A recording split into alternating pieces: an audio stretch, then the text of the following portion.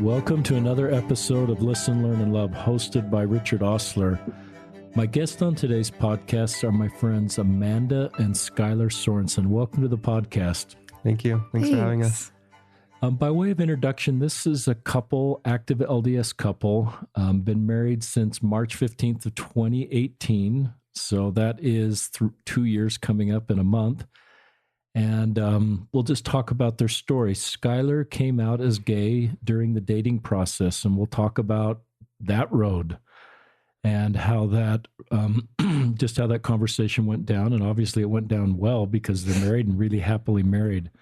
So that's an important story for our listeners to hear. Skyler's a returned missionary, grew up in St. George, served a mission in Eugene, Oregon. And that will be about the first 30 minutes of the podcast. The second 30 minutes will be after this couple got married. They, like all couples, want to have children. And they had a little baby, Milo, born at 24 and a half weeks. And he lived about a month, but then passed away. And that's a pretty brutal road for parents to walk, a road that I don't know anything about. And they've agreed to share that story. And our hope is that just brings hope and perspective and healing to others that have lost a child. Anything to correct so far? Is that okay? No, yeah, I think that sounds good. So right. As this couple walked in my house, you can just tell they love each other. This is a real wonderful, beautiful marriage. And I have learned by way of introduction that mixed orientation marriages where one is not straight, I kind of thought those marriages maybe weren't authentic or blew up because that's kind of all I heard. And I've been rebuked by the Spirit as I've sat with couples in these podcasts that are in mixed orientation marriages and have felt incredibly beautiful, wonderful, authentic marriages that are love stories. So I'm glad that they're sharing their story. We're going to shorten this maybe than we would in a normal podcast.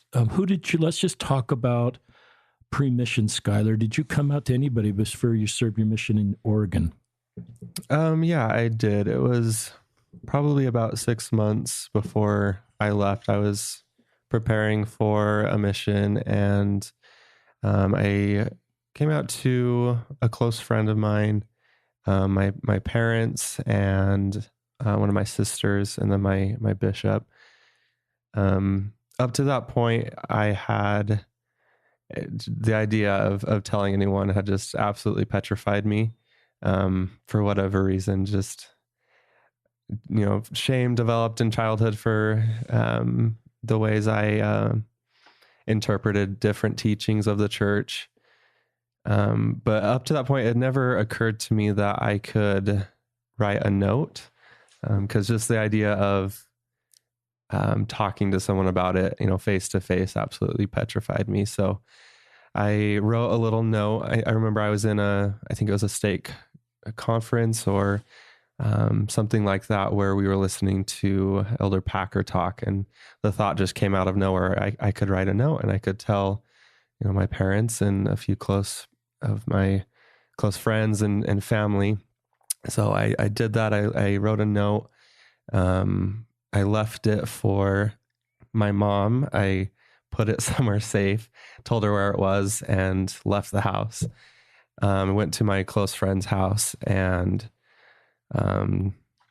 told him I texted him while sitting next to him, because again, it was just so terrifying for some reason.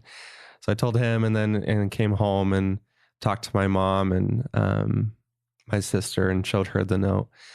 And it was just nothing but just love and support. And I never questioned my parents' love for me through any of this. That's great. I love the idea of doing a note because I think it's a great way to do that. Yeah.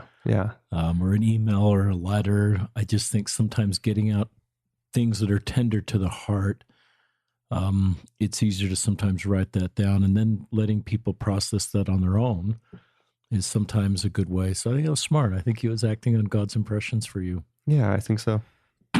Talk about your mission. Did you come out to your mission present?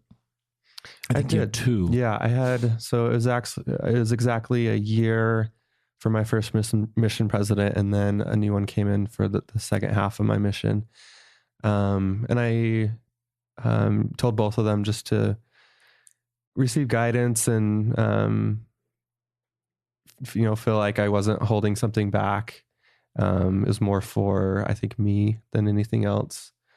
But yeah, I did tell both of them. What's the best things, as you've come out to bishops and to mission presidents and maybe others that are priesthood leaders, what's the best message, or what's the best thing any of them ever have done? Has there been one that's really said that really helped?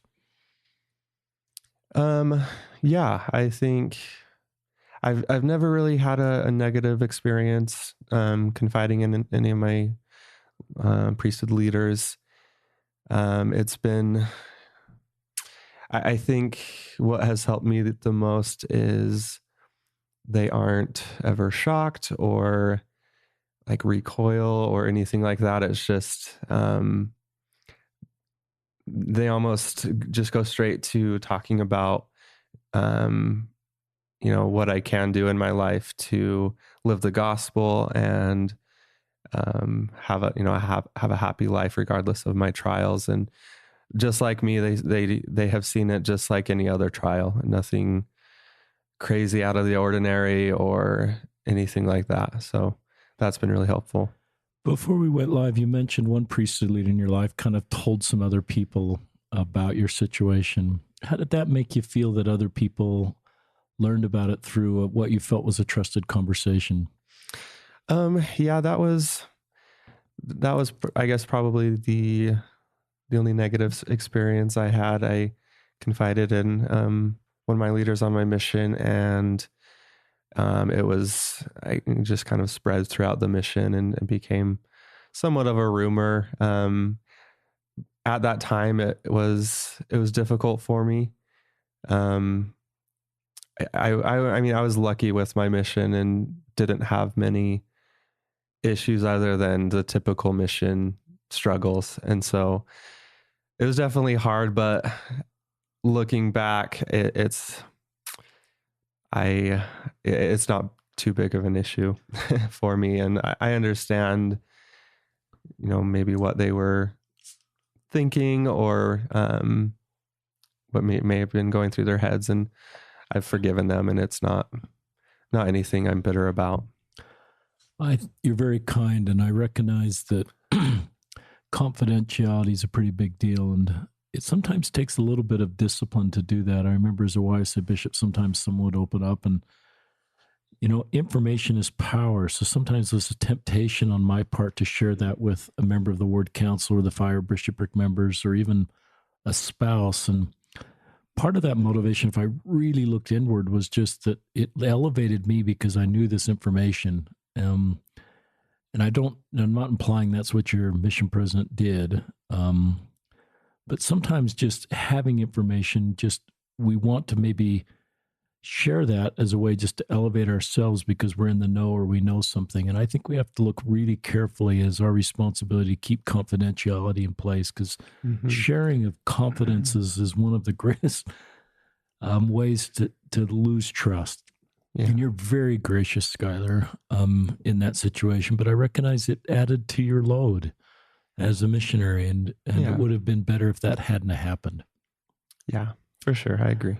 Talk about your emotional health. When did it ever really get into a really dark spot connected with being gay, or have you been okay? So I kind of mentioned briefly, but I've just been really fortunate with my experience. I definitely had my fair share of struggles and confusion, especially in my adolescence, early high school, especially. But I really had just the best support in my family, my friends. I never got to the low of lows. I never experienced something that I didn't bounce back from. And I've been very blessed with those in my life. And I've always wanted a wife and a family. That's always been a desire for me. So even with, being gay and being a member of the church and, potentially how those can, I guess, butt heads, it never really did for me. So I realize I'm maybe not the exception, but definitely very fortunate in that sense. How old are you right now, Skyler? 25. What would you go if you could talk to your younger self in high school? What would you say to your younger self? I think the biggest thing is just don't worry so much about what other people think, because this is not something that, in my experience, most people have negative feelings toward. It's mostly they just want to support you, and they'll love you and accept you even with this in your life, and it's really not that big of a deal, I guess. I mean, I know, again, it's different for everyone, but for me, in my experience, that's what I would want to tell my younger self is just don't worry. Just just allow yourself to open up and talk about it, and it'll feel a lot better. Thank you. Now we're going to just skip all the way forward to you dating Amanda. And Amanda, how long had you and Skyler been dating before he came out to you as gay? Do you remember? Good question. I think it was about 3 months, probably. We're just checking Amanda's microphone. Now we're on. Is that better? That's better. Okay. I think it was probably about 3 months after we started dating is when he came out to me. And let me ask Skyler, what caused you to come out to Amanda? Well, Amanda is an amazing gal. She is very, very, what's the word I'm looking for? She knows, she reads people really well. She can feel people's emotions, and she can tell when something is up. And she had a relationship prior to dating me where he was very uncertain about his feelings for her, and that had a big impact on her. And she was kind of having flashbacks to that, because I was she was my first real girlfriend, I would say. And just me trying to navigate what a girlfriend meant for me and what a relationship would be definitely weighed on me. And so she could tell something was going on, and she interpreted that as I didn't know how I felt about her, and I was having second thoughts. And I guess looking back in my own way, I kind of was, but in a different way, in a different light. It was more about me and figuring out what a relationship meant for me rather than how I felt about her, because I really did like her at the time. And so that kind of, those conversations kept happening. She kept approaching me.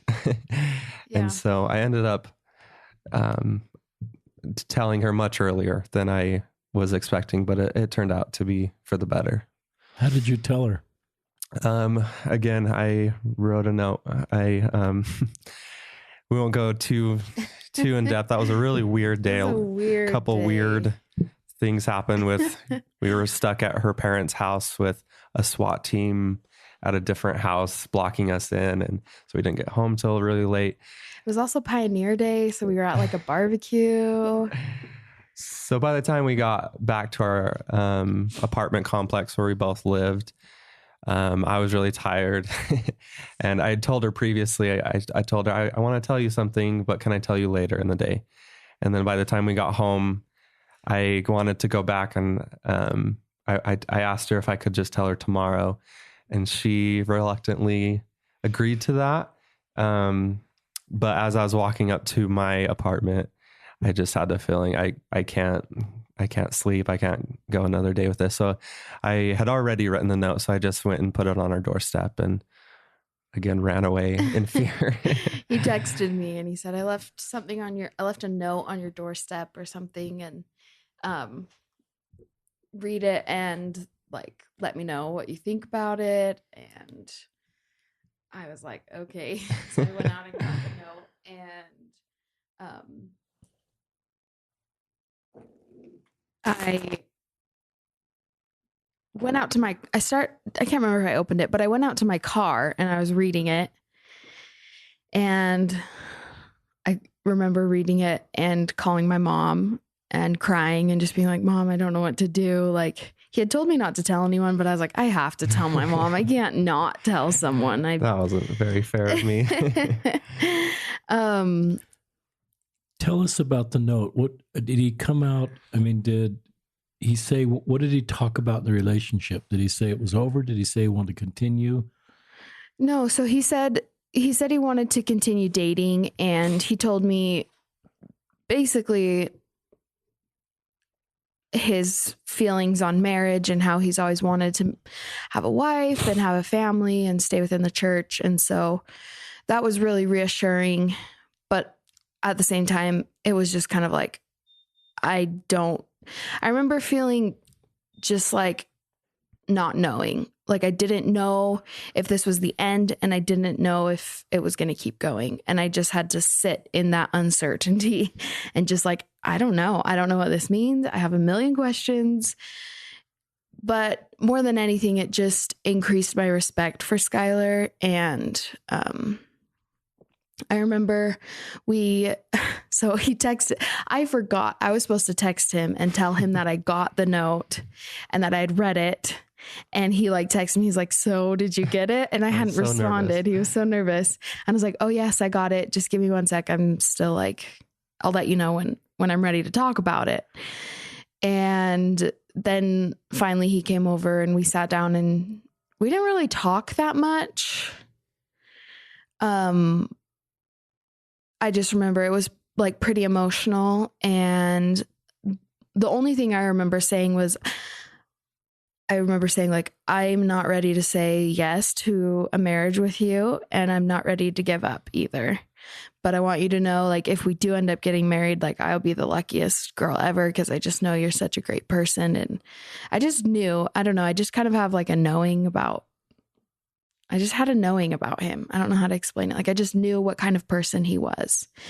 And that letter that he wrote me and the fact that he was gay and still wanted to stay within the church and everything, it just increased my respect for him.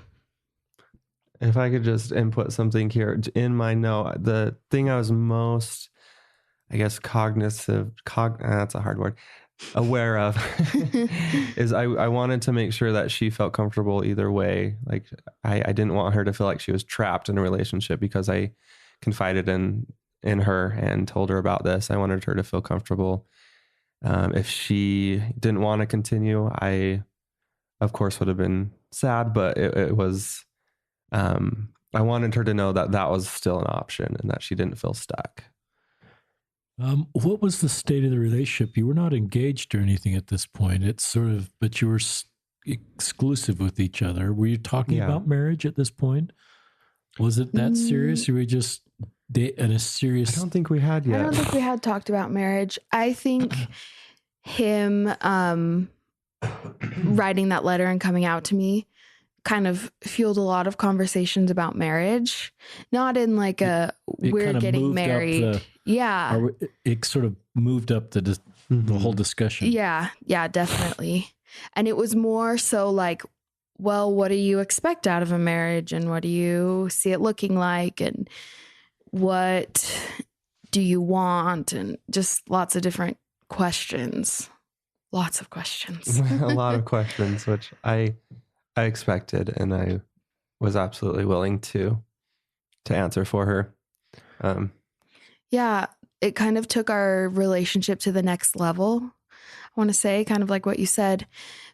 But we became a lot more open with each other and were able to ask hard questions and talk about hard things. And I remember, like, I was able to be like, okay, these are your struggles and stuff, and then these are mine. And so I was able to share. I don't know, we just became way more open. And that's cool. I've found that being vulnerable and honest and open often then, and the other person feels safe the same way. Mm-hmm. And I've recognized that some of the very best marriages I saw as a YSA bishop were these couples that instead of sort of presenting themselves as their perfect selves for the entire engagement process, were really open and honest and vulnerable. And they came together in a way to heal each other and help each other in their honesty with each other. So that's a beautiful part of your love story. How long, Amanda, did this sort of phase go on in your mind where I'm either going to stay with Skyler, I'm going to end? And obviously you stayed with Skyler. Do you remember how long it took you until you just sort of said, this is not a reason to end this relationship because Skyler's gay? I don't remember necessarily a time frame. I just remember once I felt like all of my questions were like answered. And I mean, okay. So once I got most of the main questions out, then I started feeling a lot better about staying with him and contemplating the idea of getting married. And then, but I would still have days every once in a while where I just would feel really bad about it. And Skyler was kind of dealing with his own stuff, like coming to terms with, okay, this is like, it's almost like he had to give up the idea of ever being with another man and come to, like, even though he had already decided that he wanted to marry a woman, it was still kind of like, I don't know, correct me if I'm wrong, but you kind of had to go through that. This is what it will actually look like in practice, rather than just an abstract idea that I wanted to have a marriage and a wife and a family, but this was the first time that I had put it into practice. Mm-hmm.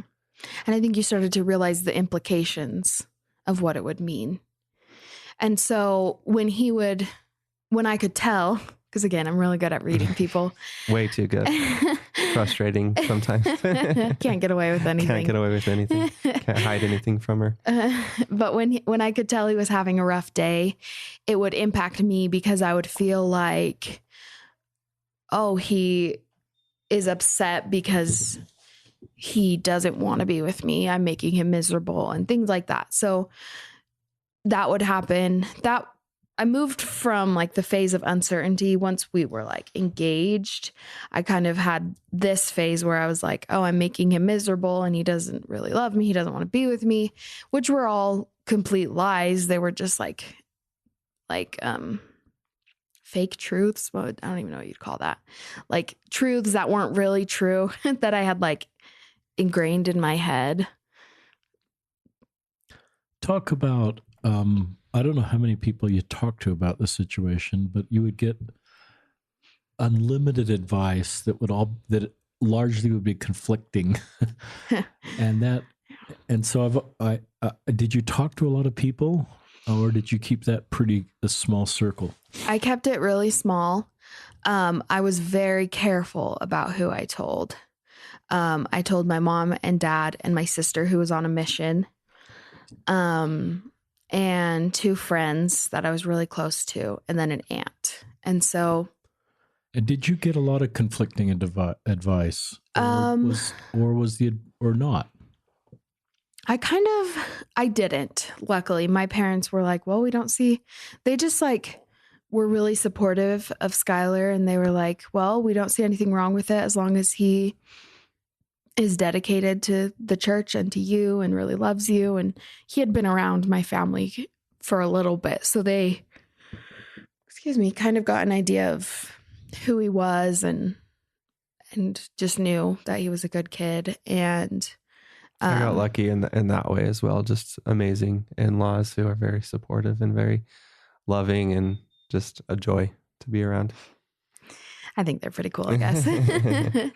But yeah, I was, like I said, I was really picky with who I told. And so I made sure to tell people who knew Skyler, because I felt like that was important, because if you really knew Skyler, you knew what kind of person he was, even though he was gay. You knew how dedicated he was to, you just knew. I don't know. Like my friends had interactions with him and they really liked him and they were like his friend, and my parents had interactions with him. So I made sure that they had that component where they knew who he was. And I just made sure I like prefaced it with, I really care about him and I want to make this work. Can you help me? And I also actually started seeing a therapist, and I prefaced, just to kind of help me cope. I have anxiety and depression. And so it was like I had been needing to go to the therapist, to a therapist for a while. And this was just kind of the thing that got me there. And I went into it. I made sure I got a therapist who was LDS and who had some background dealing with LGBTQ people. Good. And she was really amazing. I prefaced everything with, I really want to make this work, and I really don't want someone who's going to tell me that this is super wrong. I just want someone to be objective who can help me figure out for myself if it's right for me. And my therapist was amazing. She just was like, that's exactly my role in your life. I'm not here to tell you if it's right or wrong. I'm here to help you figure out for yourself if it's right or wrong. I love that part of your story, and I think it was smart not to tell a lot of people, because I think you do get so much conflicting advice potentially that it's harder. And I think it protects your relationship to not tell a lot of people. And I have always felt like even the advice I would give you would be not prescriptive in nature, be principled in nature. Like, you've got to figure this out with you and Heavenly Father, and talking to Skyler and personal revelation. And maybe a parent has some ability to point out things, but I think even as a parent of an adult child, you can't tell your adult child what to do. So I hope those of us that are giving advice to people like Amanda in this situation aren't taking someone else's story and say, well, this is what's going to happen, or this is, what I think an authentic marriage is. And because we don't know what Heavenly Father's plan is for you and Skyler. And I think he's going to reveal that to you and Skyler, and not to, but I do like that sometimes friends, unless they sort of say, this is what you ought to do, if they can just help with thoughtful principles and angles to help you make a more informed decision, or asking even better questions of Heavenly Father, then that helps. So good job. And why maybe I've asked this, I've done 2 podcasts today, so my brain doesn't work as well on the second podcast, but the guests are awesome. Why did you come out? Did I already ask that, Skyler? Because you could have just not come out. To specifically Amanda, Yeah. or okay. I know I wanted to eventually, while dating. I didn't want to wait until we were married, because I don't think that in this situation would be very fair to her. So I did want to talk to her eventually about it. And her, I guess her realization that something was going on, and my inner struggles presenting themselves. I think it just became time where I felt like it was the time to talk about it. And we were in our relationship enough to where, we both really liked each other, and we wanted to make it work. And so, yeah, I think it became time.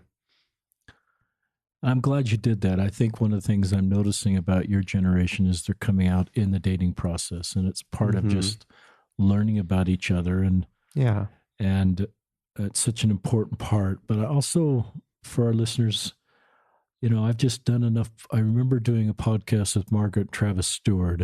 Yeah, we love them. And you know them? Yeah, they're awesome. We met with them early in our dating, shortly after I had told her. We had a connection with him, and one of the friends that I told, her sister knew him, amazing couple. And I learned, cool. So if if you're just listening to this podcast, you want to hear another podcast, go and find Travis and Margaret Stewart. And maybe 10, 20,000 people have listened to that podcast. But as I heard them share their story, I just recognized this is a beautiful marriage, and a wonderful couple, and with a deeply authentic, beautiful marriage. I think she talks about the 16 points of intimacy, and sometimes we just think of the physical or sexual part of a marriage, and I recognize that's part of a marriage, but there's all these other parts of a marriage that make a marriage work. And I just learned about healthy marriages from both of them, and so I just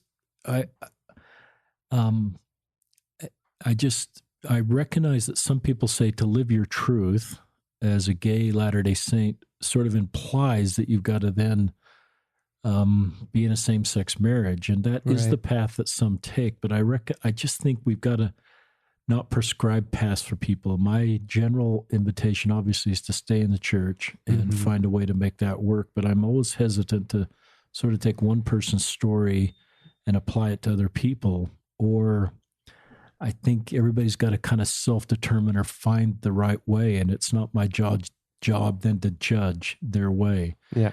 Do you find people, let's talk about this. You came out after you were married.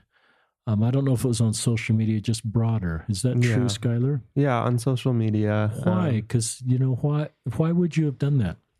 That's a good question. I think it's in my childhood growing up with a lot of confusion and a lot of just not knowing what the future held for me, even though I had goals for the future and I had desires, to have a wife and a family.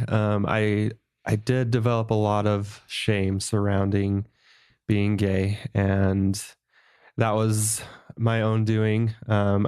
We can always do better as a church in teaching young people, especially in this situation, what this means for them, what being LGBTQ means for them, and how they can have a happy life. We can always do better. But I did take teachings of the church and interpreted them in a way that just created a lot of shame for me. So me coming out on social media more broadly was more for me than anything else. And it was just a way for me to dispel that shame that I had developed and just become, I guess, just more open about it for my sake. How did you feel about this, Amanda, that Skyler wanted to come out? I was always supportive of just whatever he wanted. I had my opinions about what I thought would be best, but I was always, I didn't ever want to push those on him. I wanted him to come to a point where he felt comfortable enough to just say, you know what, I'm gay. Just come out to social media and come out. He hadn't come out to his entire family even, just one sister knew. And so I made sure to tell them before I posted it. I told all my close family and friends just so they wouldn't get that sprung on them on social media rather than by me. Yeah. And so I was fine. We both felt really good about it. And so I would just make sure, is this really what you want to do? Are you okay with this? And he was. And so I was very supportive of him. I just wanted him to do what he felt right. Were you worried that if he came out more broadly that it's a stepping stone to have them to leave the marriage, or did you ever go down that road, or did you think this is just part of his journey and it doesn't change his commitment to the marriage? I never felt that way. Skyler and I have had so many conversations, and I just never felt like he was going to leave me. I always felt like he was committed to me and he wanted to stay in this. He wanted to have a family. And so I just saw it as part of his journey, a way, like he said, to dispel some of that shame that he had developed growing up. And that's would be my answer now too, as I've circled on my piece of paper, dispelled shame, a couple times. And I recognize if I'd been your bishop and you had said, Bishop, should I come out on social media as gay? This is after you're married. I'd probably say no, just keep that between you. There's no reason for anybody else to know. But I realize by saying that, I'm adding to your shame. Yeah. And I'm sort of saying this is a part of you that you shouldn't tell anybody about. And I'm recognizing I'm sort of just indirectly saying this is a part of you that's not okay, and you shouldn't share this with anybody. And so I think you coming out is just about being honest with who you are. It's not that your marriage you're not less committed to your marriage or less committed to the church. It's just that I want to dispel the shame so that I can live authentically and people know who I am. And I think it's a sign of great spiritual maturity and emotional maturity. I think it's a sign of the health of your marriage that you're willing to come out and share this. And that you, that's why I was kind of interested in your answer, Amanda, that you didn't say, don't do this. Because I think, and that may be the right thing for a spouse to say, I don't want to say, but I recognize if you had said, I don't want anybody to know this about you, that would add to Skyler's shame. That I don't want, the world to know this part about you. We'll just keep that as a private little secret. And that may be the way some couples feel is the right way to go. And I don't want to say they're not, but I recognize that would just add to your shame. That your wife who loves you doesn't want anybody to know this part about you. And so shame is such a big part of this journey as I've met with LGBTQ Latter-day Saints, and the shame that's self-imposed. But it comes from I don't think you're born with shame. I think it's our culture I don't think you were born feeling shame about being gay, Skyler. I think that's our culture that created that. Yeah. And you're helping to break the stigmas around that by coming out and being on this podcast.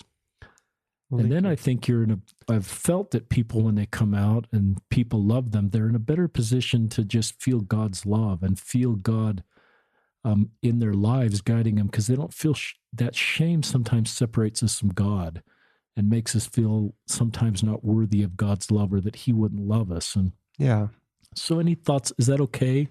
Yeah. And I think that's really fair. I think it's definitely been a generational thing. Each generation has its own problems. And I think our parents' generation was a lot about, don't ask, don't tell, keep your lives as private as you can. And while maybe that was the right thing to do, in that time period. But I do think our generation is acknowledging and recognizing that it's not a bad thing to be open about, your struggles. Because that way we can have a conversation with everyone, and we can, open up about our own issues and, talk about that with people who may be experiencing it themselves, and just offer support for those who may not be ready to be open about it. Well said. Any other thoughts before we move on to Milo? Yeah. Your son. Something interesting that I was going to say is that Skyler, because of this, Skyler's had the opportunity to talk to a lot of people who are going through similar situations. Even before he had come out publicly, he had opportunities to talk to people and to help them through it. We still, to this day, will get people that'll be like, oh, I know so-and-so, they're gay or they're bisexual and they're struggling, and they don't know if they want to stay in the church or what they want to do, and they're really struggling. And we're like, we're happy to help. We're happy to talk to them. We're happy to help. We're happy to help. It's not like, well, I can go talk to Skyler. I love the way you're saying we're happy to help. Yeah. She has her own experience with all of this. It's not just me. I mean, this affects her and our marriages as well. And we've been blessed that it's not been as much of a struggle in our marriage than we thought it would. It's hardly ever brought up in the light of a problem. And we've been very fortunate for that. And yeah, we feel like we have a really normal, happy, healthy marriage, and we have some of the same struggles that all married couples have: communication and and dumb little arguments and finances and just the typical things, And for those that are listening that are gay and want to, marry a straight person and be in a mixed orientation marriage, and that's your hope. I've just met with a few of you, and we had Preston Jenkins on the podcast that shared that story, and he wants to marry a woman. He's a gay Latter-day Saint. And I think all three of us would say, we want you to feel hope in that path for you. If that's the path you feel is right, and we would want to do everything we can to create hope for you, that will happen for you.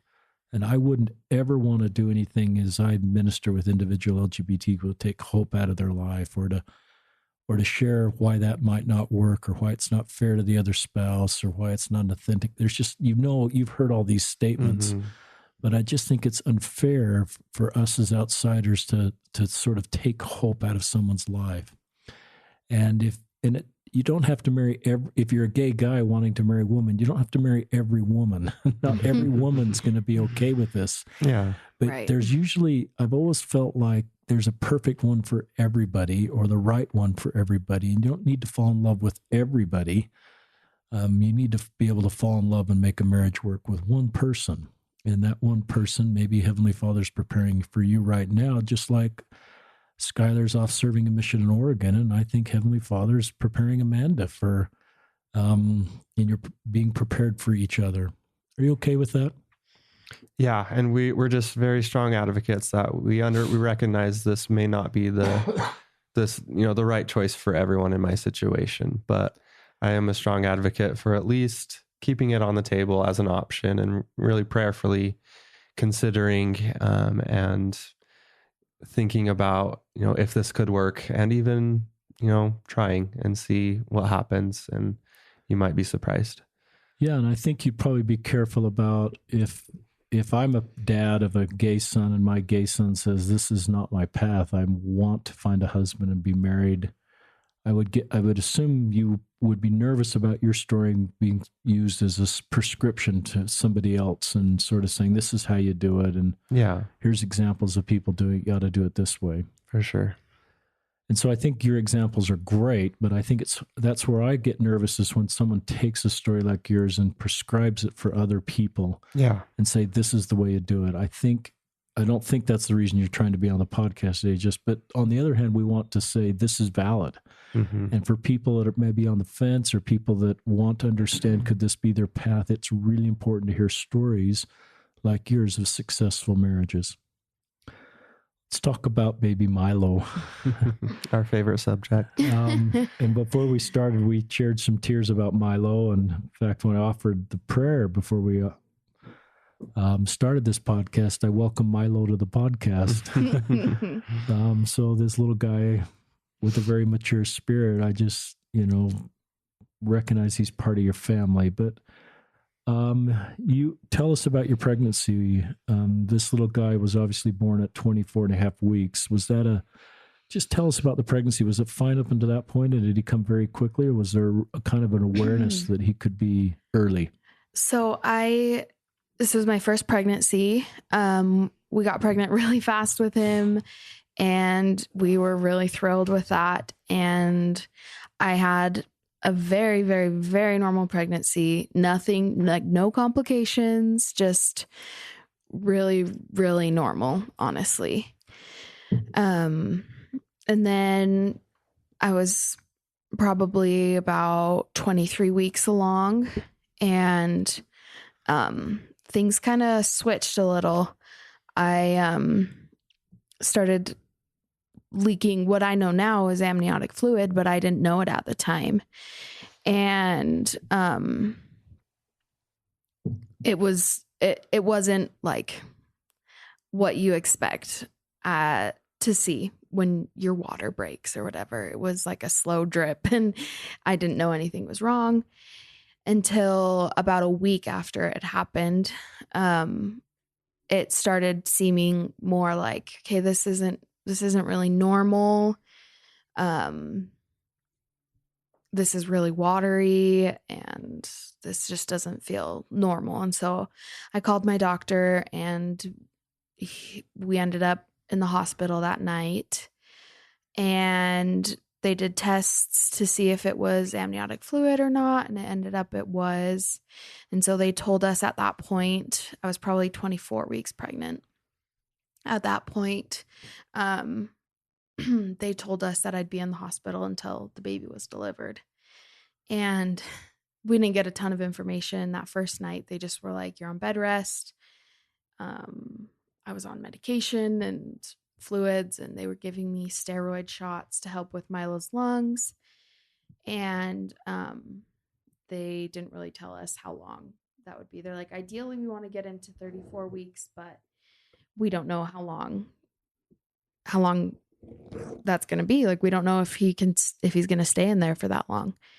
And so the next day we went down to, they took me down to maternal fetal medicine. They're the specialists that deal with high risk pregnancies.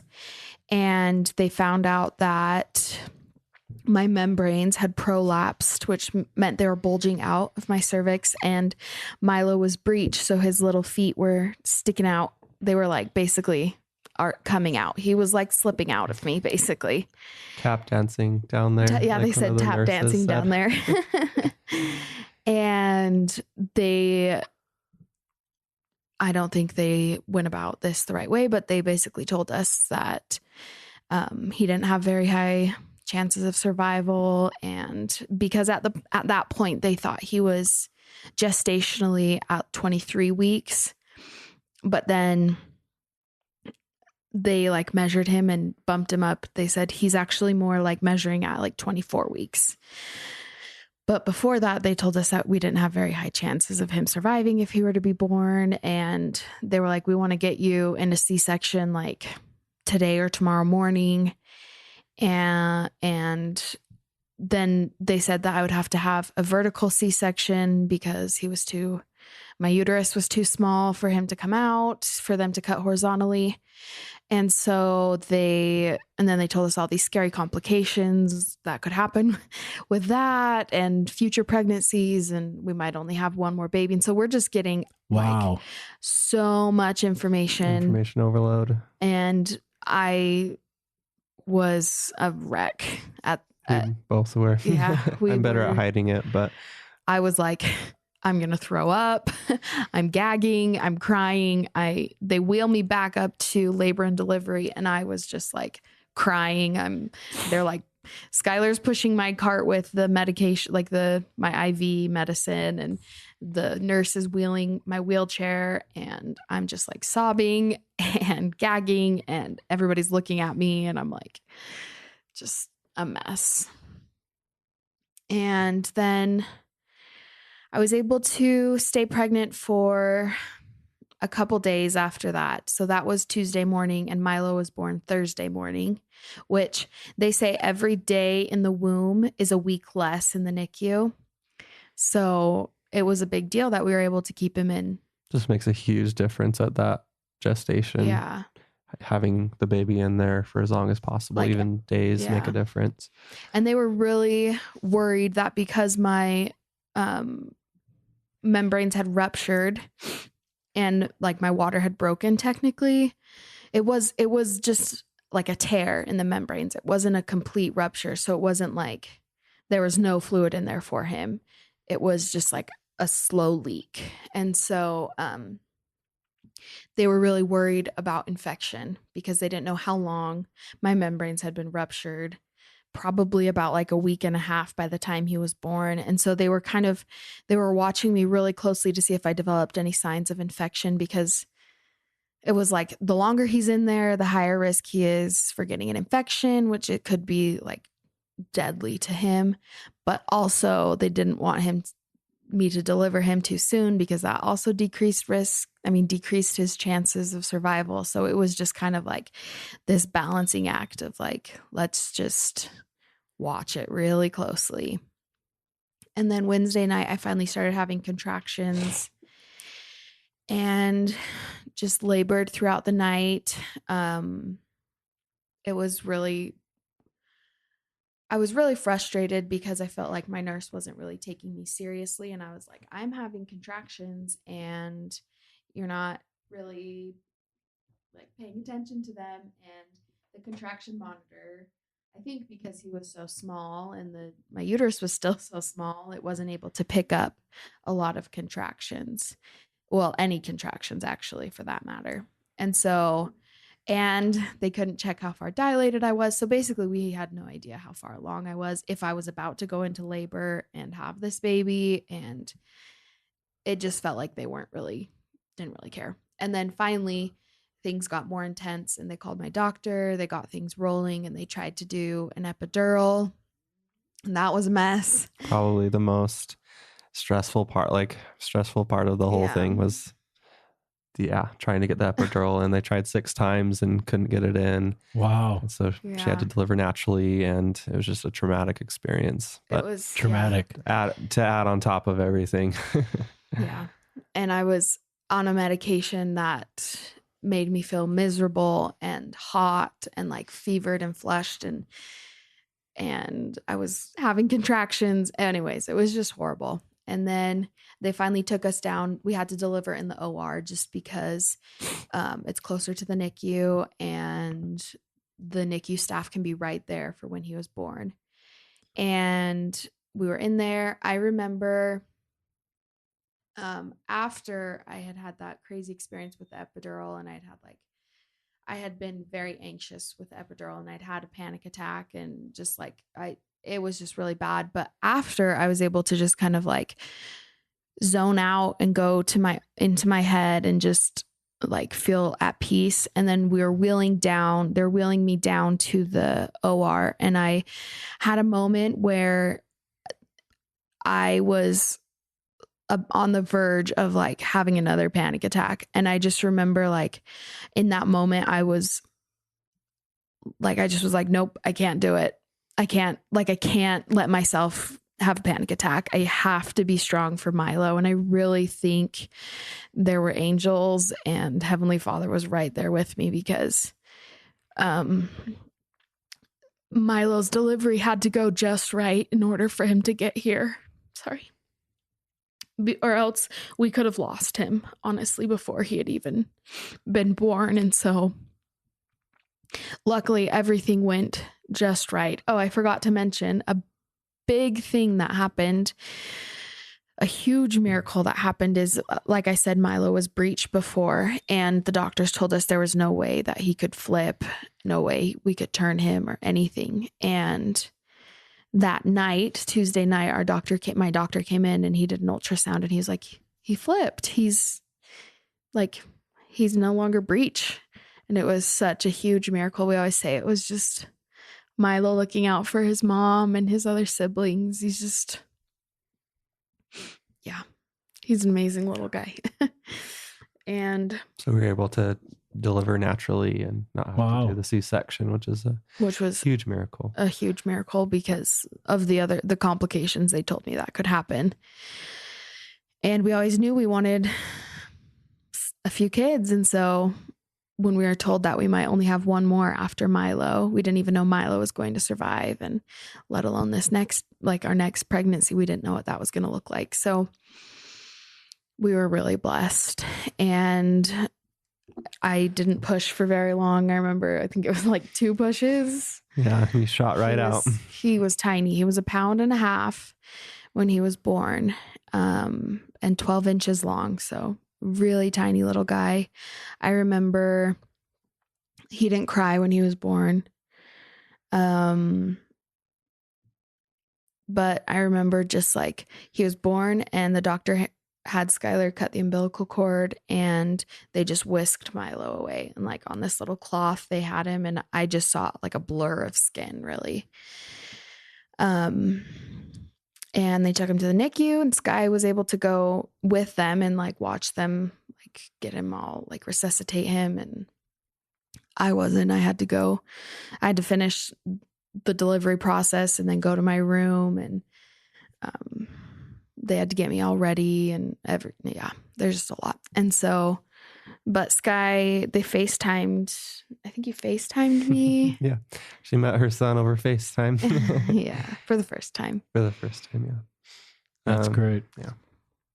So that's kind of just getting Milo here was a big deal. Yeah. And then he's alive in the NICU, and you're full of guarded hope, full hope that, I don't know what the mortality rate is for babies born at 24 and a half weeks. Do you know that off the top of your head?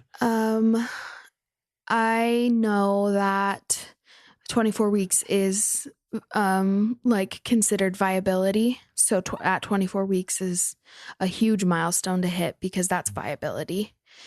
And I'm pretty sure our doctors told us across the nation it was a 50% chance of survival, but that their NICU does like the NICU, we were at Utah Valley, and that NICU does a little bit better than the national average. So if I met you this night, you probably would have been full of hope. This is because so much opposition had occurred to this point. Just getting Milo here without a C-section, alive in the NICU, I'm thinking you're feeling this huge relief. We've got a chance now. Yeah. This kid might really live because he's finally going to get the help he needs in the NICU.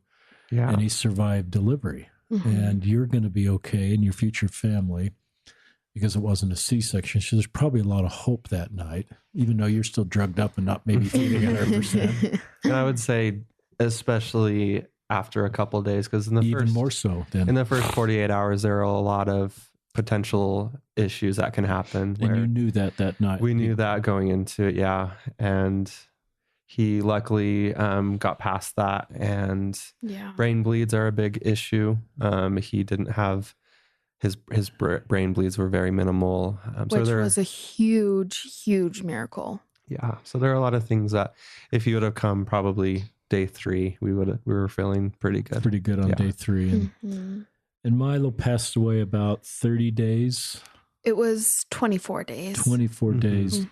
Share with our listeners just what you want to share in those 24 days, and then also just what happened. Then obviously let's talk about, now that Milo's gone, what's going on, how you're feeling. Well, they do your best. They do their best to prepare you for the NICU experience. It is a roller coaster, for sure. There are a lot of ups and downs. He would be doing really well with some things, and another issue would present itself that we had to worry about. There were a lot of miracles and also a lot of drawbacks. Just basically everything, every emotion you can go through as a parent on this. Yeah. And you kind of become like a special, like all these medical things that you're like, why do I need to know this? I'm not planning on going to medical school, but yeah, I know these things. We basically could at this point, though. We could go into neonatology at least. It's just crazy. It's crazy what you learn. And Milo faced a lot of challenges in his NICU stay. And we finally got to a point where we felt like things were kind of calming down a little bit. He had a chest tube in, which if you don't know what a chest tube is, they're horrible. Adults have to have them sometimes, and they're just so painful. They make an incision on the side. Well, I guess kind of wherever. They make an incision and they insert a tube, and it's to either pull fluid out or air out. And so he had just gotten that taken out, and that was like a huge thing. And then he had moved to a more conventional ventilator, and we could actually hold him. So we didn't get to hold him until about 3 weeks of life. It was the weekend before he passed. Amanda, we switched off every day. Only one person could hold him. Wow. So Amanda got to hold him first, and then I got to hold him doing skin to skin. And then she got to hold him a third time. So we were really grateful he stuck around to let us hold him, and that was a really special moment. It was really special. And, sorry. It was so special for me because I felt like this is my baby, he knows me, and his numbers were so good. They'd not been that good for the whole time. And so it was really special to hold him and feel like this is my baby, It's hard to connect to a baby when they're in a little isolette, and it's very minimal. We would help with changing his diaper and things like that. So we got to interact with him a little bit, but it's hard when you can't hold him to really understand that connection and feel that this is our son. This is our little Milo. And then I held him on Saturday. This is before he passed. I held him for one time on Saturday, and then that morning of Sunday morning, they called us and they said, so Milo's numbers have been not so great over the night. He's required more oxygen, and his CO2 levels don't look super great. And so they were like, we don't really know what's going on. It could be these things, but we don't really know. But he looks really alert, and he doesn't look like a sick baby, which is really rare for what he was going through at the time. And then later that evening, they called us and said, well, things have changed a bit, and he's now looking pretty sick. His color doesn't look very good, and he's still needing a ton of oxygen. And his CO2 just is not where we want it to be.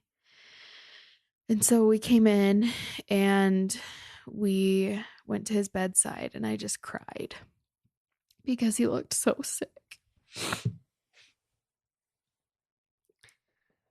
Up to that point, he was a very we're obviously biased, but even the nurses would say that he doesn't look like a NICU baby. He doesn't have the typical where they look a little bit like an alien. Like he was a really cute kid. He always looked really good, and his color was always, really good. So when we went in there and saw, he was really yellow, and we could tell that something was up. And that was just the beginning of a really hard evening that happened so quickly. We were told that he most likely was going septic, which means the infection is entering the bloodstream, which for a lot of adults even can be a death sentence. So we kind of knew. Well, I wasn't familiar enough, but when Amanda heard that, she kind of knew what, the serious nature of what was happening. And so it all happened very quickly, where they were putting in a PICC line, which is where an art line, sorry, where they put a line in his artery so they can take samples and give him nutrients through that. So they were doing that. His blood pressure. And blood pressure, yeah. So they were doing that, and it went okay. And just shortly after, his heart rate dropped dramatically, and they gave him a bunch of medications to try and get that up. The neonatologist was on the line with the pediatric cardiologist, and they were both just stumped. They had never seen something like this in such a small baby. They've seen it in older babies, but not a baby as small as Milo. So they did CPR on him for a while, but eventually just asked us for permission to let him go peacefully. And so they cut all his lines and were able to put him on Amanda's chest, and he passed away on his mom's chest and opened his eyes one last time as a little parting gift to us.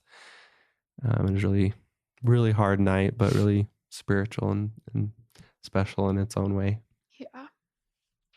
I just remember I had gone out during the procedure because I didn't want to watch it. I mean, what mom wants to watch their teeny tiny baby going through a horrible procedure. And I remember the nurse came out and I could tell, like, she was walking really fast and her voice was very serious when she said, "You need to come to the bedside right now." And in that moment, I knew that something was really wrong. And I just was crying, and I was just beside myself. I think I was repeating, like, no, no, no, just over and over and over again. And we got there, and there were just like a million doctors and nurses and people around the bed. And we watched them work on him, like Skyler said, for a good 20 minutes probably. Yeah. And I had a nurse, luckily, one of the nurses was like translating what all the doctors were talking about and saying and doing, because I didn't know. They're like, "Give him this medication." I'm like, "I don't know what that medication does." And it was really horrible. And how do you answer the question of,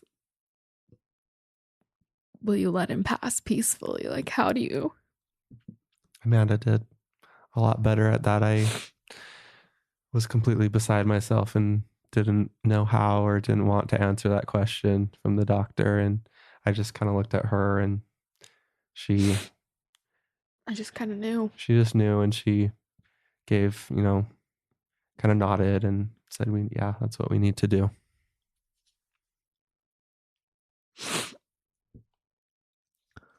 You showed me a couple pictures of Milo. His eyes are open. I sometimes forget 24.5-week-old babies are babies. They're your child. There's not like they don't count as your child. And your love for this kid, this boy, and to have that little guy pass away I love before he passed away. I love that. I don't love that he passed away, but I love that he passed away on your chest. Me too. I have to think he is in heaven now remembering where he passed away. I don't think Milo would have wanted to be any more different than on his mortal mom's chest. And no mom should have their kid leave first. I recognize a lot of people. I don't quite what are I guess I'm trying to figure out where to go. What are things people say that are helpful to you as you've lost a child, and what are things that are not as helpful? I think I thought a lot about this, and the thing that has helped me the most is when someone is just willing to be with me in the pain and take part in my heartache. They're willing to just cry with me or just be there and it's just like, I'm sorry that this happened to you. This is really hard. You're going through something so hard. And just acknowledging that and acknowledging my pain, that is what has helped me the most. Yeah, and we received a lot of amazing support. Just like she said, just being willing to be there with us in our pain and just acknowledging it. Just a quick message they sent, just saying, hey, we're here, was very helpful to us. I think the only thing that was not helpful was a couple things. The first thing, any sort of comments starting with "at least" are really troubling, and I'm a naturally optimistic person, and so I might fall into that trap as well. We want to make it better. We want to say, at least you got to hold him, or at least he was here for some time. And while that may be true, it's just difficult to hear that in that situation, and it doesn't help with the coping process. So that, as well as just not... I know it's a difficult situation when someone you love goes through something hard and you don't want to add to that burden. But there are some people who didn't feel like they could approach us, or they could be there for us, or just offer their support. So there are some people in our life who didn't reach out to us, and that was really hard for us.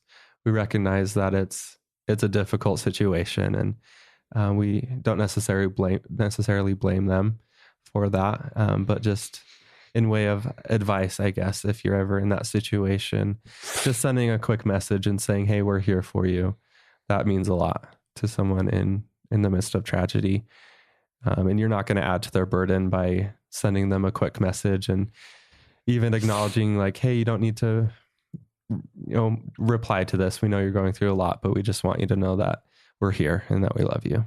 Mm-hmm. Where is Milo born? Buried? He is up at East Lawn in Provo. Did you have a graveside funeral? Did you have a funeral at the church? We did a graveside thing, and we kept it pretty small, just close family and friends, and it was perfect. How did you find a casket? So Skyler's parents know someone.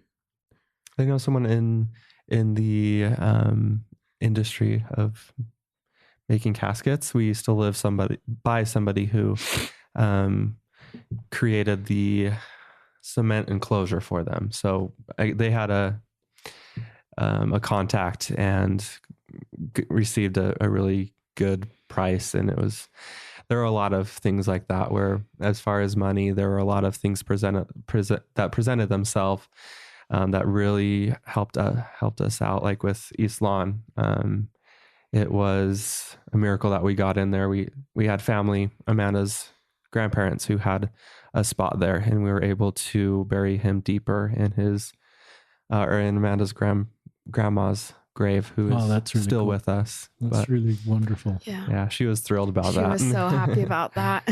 That's she even said something. She's like, "No, I can't hardly wait to die because then I can just be with him." And I'm like, "Okay, Grandma, you can't leave us yet." Yeah. But I want to touch on something that you asked about. What's helpful, what's not helpful. I learned that about this thing called the rule of thirds when it comes to grieving. And there are 3 different groups typically of people who, like, as support to someone who is grieving. There's the group where people are really helpful. They reach out, they check on you, they say, "Hey, I am bringing you food. Is that okay?" Or, "Hey, I was thinking of you and I found this thing that reminded me of you and it reminded me of Milo and I'm going to bring it to you." Just little things like that. Or even do it without asking. They just do it. We had a close family member who just brought over lunch the day after Milo died. She didn't ask. She just showed up. She said, "I went to Costco." She came with all this food and she said, "Here, take this food." And just amazing people like that. And so then there's also the group of people who just don't know what to do. They aren't harmful, but they aren't helpful, really. They're just there. And I think in some regard, they're dealing with their own issues with, like, mortality and how they feel about seeing someone they love suffering and how they just feel inadequate and uncertain of how to help. And I'd say to those people, just reach out. You don't know what to say, admit that. Say to someone, "Hey, I don't have words. I don't know what to say to you right now, but I love you and I want to know how to help. Can I do this? Can I do this? Can I do this?" I think giving people who are grieving options is huge. Just saying, "Would it be helpful if I came over? Do you want to talk about it?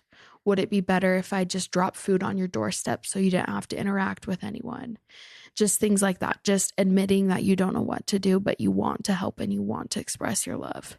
And then there's obviously the group of people who cause more harm when someone's grieving. And I mean, intentionally, unintentionally, it just happens, you know? That's very helpful, and I recognize that I have work to do there. And I love some of the suggestions you gave in that middle group that I could ask, would it be better for me just to drop food off at the door? Or how can I help you? And sort of let you guide me in what the best way, instead of me just assuming this is the best way I can help you, that I ask you and involve you in that. And so I don't and everybody needs help in a different way. Some people might just like food at the doorstep because they don't have to emotionally sort of talk about the situation with everybody that comes to the door. And some people that might be very helpful. I love that was some really good nuggets from both of you that I learned, and I think our listeners. I loved your line. I circled it, Skyler, at least. Yeah. And that sort of fits in these platitudes that I'm aware of. Sometimes we say a platitude that maybe keeps me emotionally safe, but it keeps me from fully understanding the pain that you carry. So if I say, at least you can have more, I don't want to make up new ones. You probably heard them all, but I recognize if I say something, at least you can have more kids, at least you're young, that minimizes the pain of you've lost a human being. You've lost an eternal member of your family that you would give both of your lives for. And he's gone. And another child, while it will be a joy, will never replace Milo, from what I understand. Milo's gone. And your family will never be the same. And so I recognize that if I say at least, whatever those are, that I'm not probably doing that out of being mean, but I think I'm not fully understanding the pain, and I could be adding to your pain because I'm minimizing the difficulty of your experience. Yeah.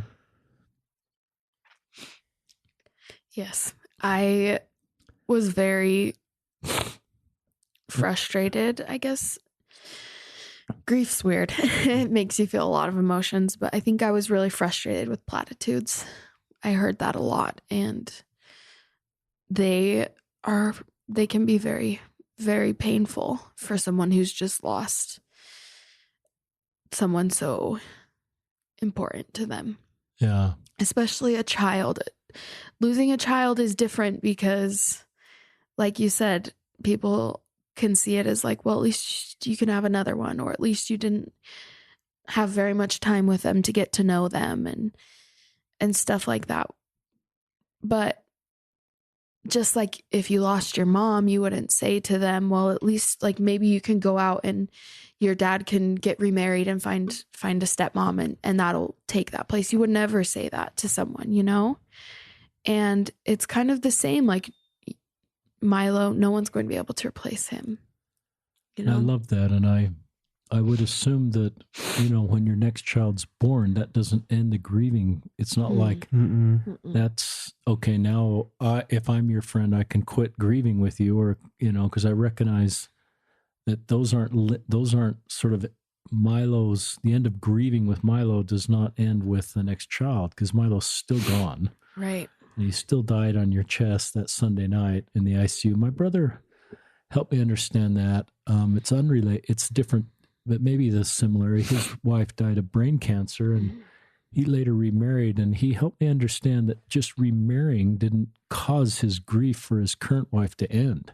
Yeah. Right. Or his loneliness of not being that his current wife, or his wife who had died, just because he was remarried and was really glad to be remarried, and that's a healthy relationship. I recognize that those were two different events that didn't cause one to end and one to start. It was very helpful for me. And maybe there's some similarities here when your next child comes along. Yeah. Right. So we're kind of at the end of their time allotment. Other things you'd like to share with our listeners so they can help families like you that have lost a little one? Well, I do want to touch on the spiritual ramifications of losing a child, because I think that is not talked about enough. And I think it's almost, there's kind of this idea that, oh, well, you're a member of the church, so you should know where your child is and you should not grieve anymore. Wow. That should bring you enough peace and comfort. And that's not true, unfortunately. You still miss that person and your heart longs to be with them. And there's also this confusion of, you can look around and you can say, well, look at all these miracles that God has caused to happen in other people's lives. Why didn't it happen in mine? And it really, really causes you to question who God is and come to question how he feels about you, because if he blesses this person with some beautiful miracle where their child was born at 24 weeks, but they got to take them home, but then he doesn't bless you with that is heartbreaking. And it kind of goes along with what we were talking about with shame. It feels almost like, am I not worthy of God's love? Am I not good enough? Have I done something to cause this? And honestly, I don't have answers right now. I'm still very much grieving. And do you get angry? Yeah, definitely. At God. Yes, I feel. Yes. It's okay. It just, it feels like he's betrayed you. He's left you alone. He's completely disregarded what you wanted so bad and prayed so hard for. I'm glad we didn't end the podcast before you shared that. Those are great questions. And if I gave you a short, quick answer, that would dismiss the complexity of the question and the pain. Right. So my feeling is to honor everything you said and give you not come back with a scripture, a paragraph of a conference talk. There may be some of that might be helpful eventually. Right. But I think I have to sit with you in your pain and the complexity of that. Mm-hmm. And the unknowing of that, and I have to honor your anger. I've learned to honor people's anger, even at God. I think God can handle it. I think he can too. I think he would sort of say, I understand why you're angry. You're right. It isn't fair. And why didn't you get your miracle? And then I think it's culturally, we look inward and we go, well, then the only difference here is it must be me. What have I done wrong? Why is God punishing me or our marriage because our little guy didn't, make it at 24 and a half weeks and that little guy did? So those are really honest thoughts. Yeah. And I just think it's healthy to express that out loud and to be honest with how you feel. And you're in this really tough desert right now. I call this, you become the wounded healer as you be able to walk through these difficult deserts, but you're still in that. Yeah. And I think I would give you hope that you'll be able to walk out of that and you'll be able to reach people that have had those same sort of questions. And you may be able to, because you'll get it, and you may be able to help people in a way that other people aren't out because you didn't get your miracle. And this is just pain. And that's just some thoughts. It's just really honest and complex. I've definitely learned a lot from Amanda regarding this in this situation, as far as how we can help those who are grieving. Because like I said, I'm fairly optimistic as a person naturally, and often to a flaw. And she has shown me that, when she comes to me with things like this, my first instinct when she comes with a problem or something she's feeling is to give solutions and say, well, this is how you fix it, A, B, C. But she has taught me that most of the time that is not what people who are grieving or confiding in you, that's not what they need. They may know that already, or at the very least, they're not ready to hear that. They just need you to be there. They need you to validate what they're feeling, and just hurt with you for that. Hurt with you. Yeah. That's even better than mourn with you. Yeah. But anyway, I've learned a lot from her during this experience. Do you think about, we say Milo's in a better place. I agree with that, but sometimes I think about people that have gone, and there's this, I wonder if Milo would actually like to be with you two right now. Being with God sounds pretty cool, but being with your parents and have the chance to be raised, I've thought, if Milo could talk, I'm not positive he'd say, I would have to think Milo has some of the pain you have. And he, when he left mortality, he knew you two and he wanted to be in your family, and he is eternally, and he gets that and probably has a better perspective than we do, but he's human. And I don't think when we go to heaven, we lose our human emotions. So I've thought, as I'm just thinking about this little guy, I just see this little guy, but, I have to think, he would want to be here. And he didn't get the chance to be raised by you and be in your family and be the older brother to other kids that he's maybe there with now. And so he sees the eternal perspective, but he misses the mortal perspective that he wanted to have. Yeah. And is he angry too? I don't know. It's definitely something that we've considered, and a question Amanda has brought up. He's perfect. He is without flaw. How can is he even missing us, or does he even need us at this point? And I agree. I think he does, and those mortal emotions haven't left him, and he misses us just as we miss him. I love that. Yeah. I don't know if doctrinally we can do this. I sometimes put, I don't think this is too radical of an idea, but sometimes in the prayer roll, I'll put the names of people that have died on the prayer roll. And I've felt at times their pain, even though they've lived good lives, it's not like they need to be saved. And that's why I'm putting their name on the prayer roll, because I'm worried about their eternal salvation. I just sometimes sense the human emotions that are part of them continue, and there's just healing that needs to happen even on the other side of the veil.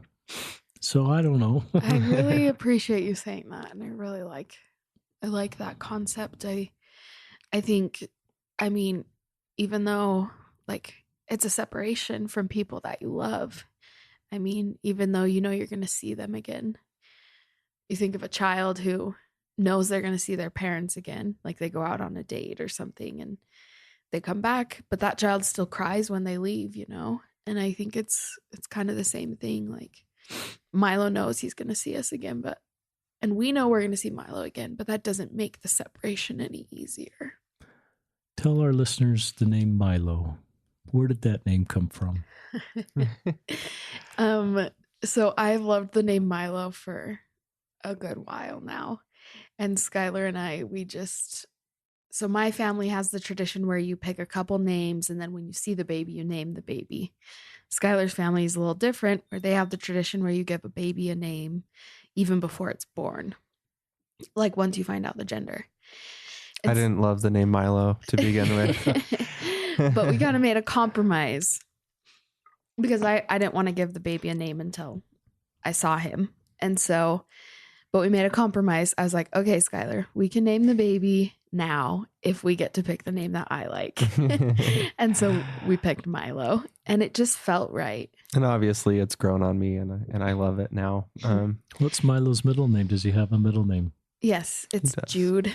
Cool. Yeah. And we really liked that name, but also Skyler really loved the Beatles. He introduced me to the Beatles, and I don't know, we loved the name Jude but something really cool about Milo is my sister, when I was first hospitalized, we came up with the little name of Mighty Milo. And I know there's probably other people who have done that too, but when that happened, it just was like, okay, this feels super right. Love that. Yeah. Well, Skyler and Amanda Sorensen, Milo, Jude, Mighty Milo Jude, who I felt your presence here in this podcast. Thank you for sharing your story. You as a gay Latter-day Saint, but I sense that what you've gone through with Milo is much more difficult than anything related to that. Yeah, definitely. And you two are a wonderful couple, and you've walked really difficult roads early in your marriage, but I just, this is maybe a platitude then, but I just believe you're going to be able to help and heal and relate to so many people in so many ways, and will have great insights to heal and help other people because of the road you're on. So thank you. Thank you. Thank our listeners for joining us on another episode of Listen, Learn, and Love, hosted by Richard Osler.